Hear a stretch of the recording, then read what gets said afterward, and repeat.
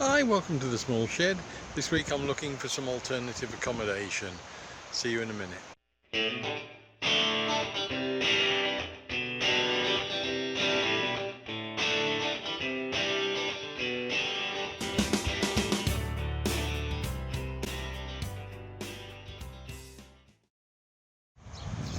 I've not made a lot this week, and most of what I have made has been washed away, but I've kept in touch with what's going on back in England and exchanged a few emails, and there are one or two projects already lined up for future builds, the biggest of which is yet another bench.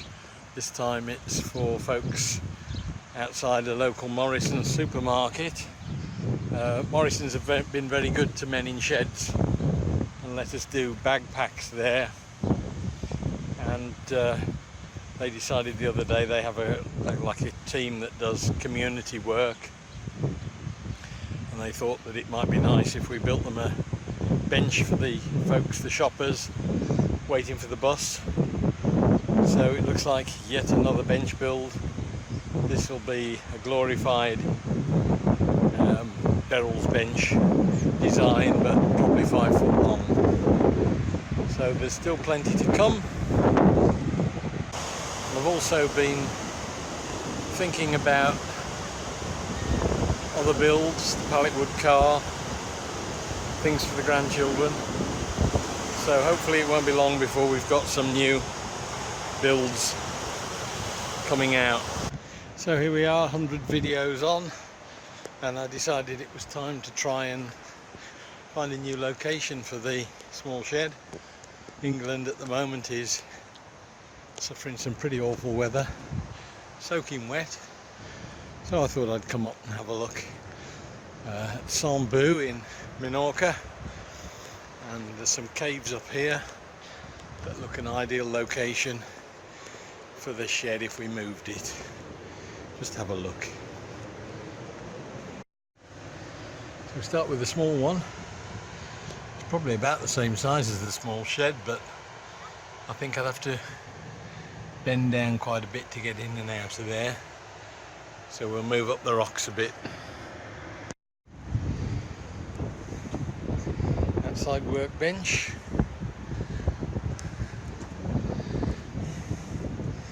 And a lock on the door. Looks a little bit more secure. Now that's a bit more like it. Bit of a struggle to get materials up to it, but it's certainly a little bit larger, a bit more headroom. It's a bit of a climb up to get the materials up. One thing I wouldn't have to worry about is mowing the grass.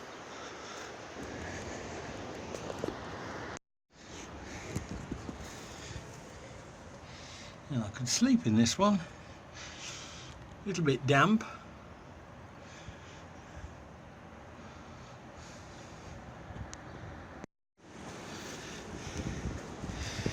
This one's got outside facilities, but it's a little bit exposed. Now these look a lot more like it. Sea view, plenty of shelter, windows.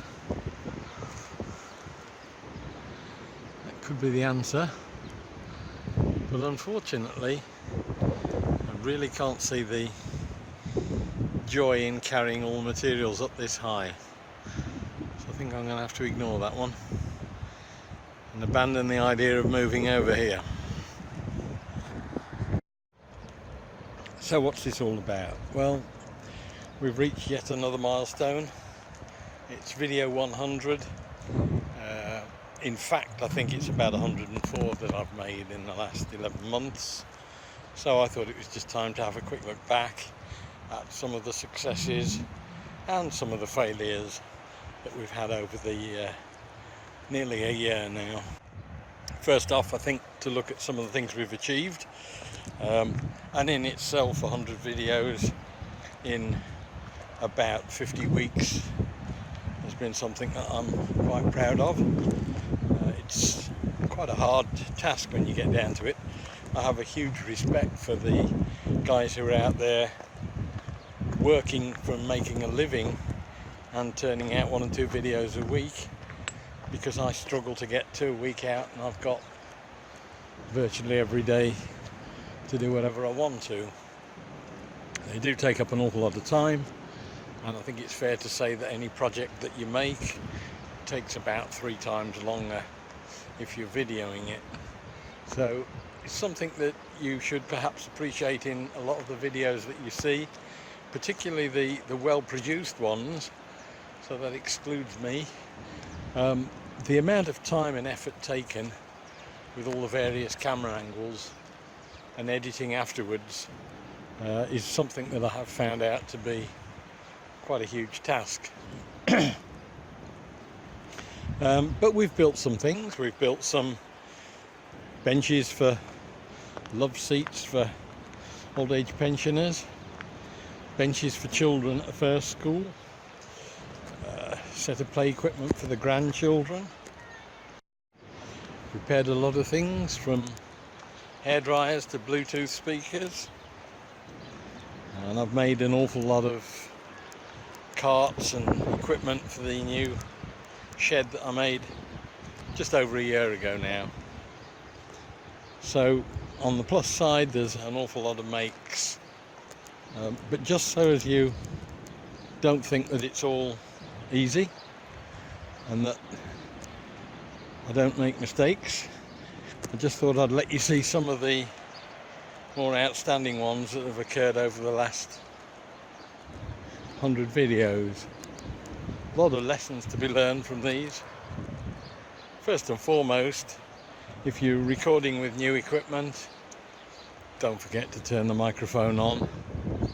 I've wasted hours and hours talking to myself over the last few months, which makes you feel even more stupid when you come to watch it back. If you're bashing screws or nails in with a hammer, or putting parts together with a hammer, make sure your fingers don't get in the way. If you've got any plastic or sheet material, do make sure it hasn't got a mind of its own. And again, don't forget to turn the microphone on.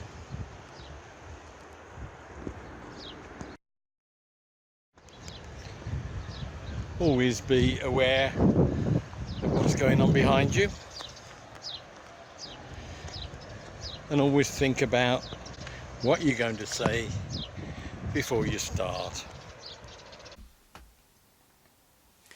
Now, for those of you who don't know the thing involved, the MW1000 workbench by Festool is a sort of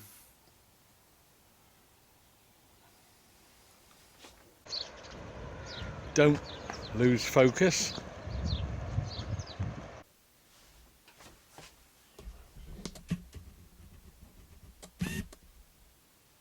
Hi, welcome to the small shed.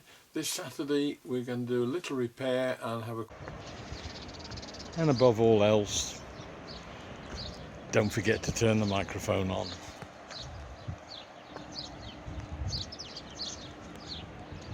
Don't forget to focus on what you have to say. Hi.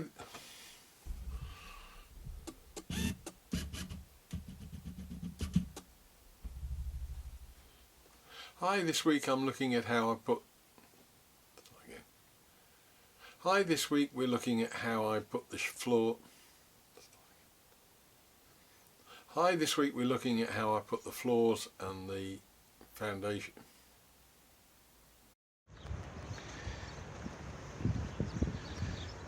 If you've got a slippery floor, make sure you're not standing at a stupid angle when you're trying to do things.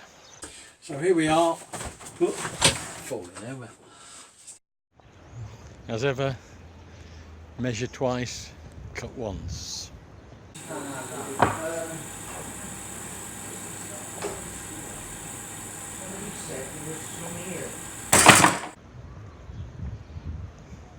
And know your own strength.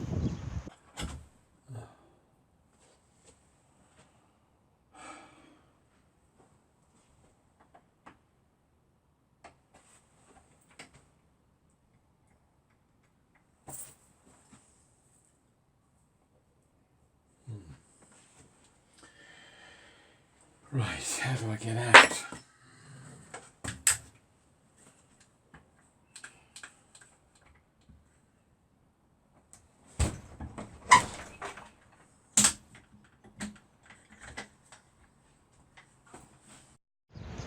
So I hope you've learned something from these few lessons. I know I have, although occasionally I still do forget to turn the microphone on.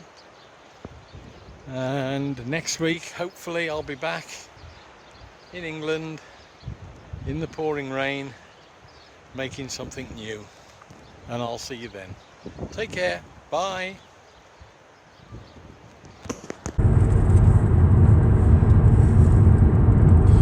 Well, there we are. Early bird caught the worm again today, and leave the roundabout at the third exit.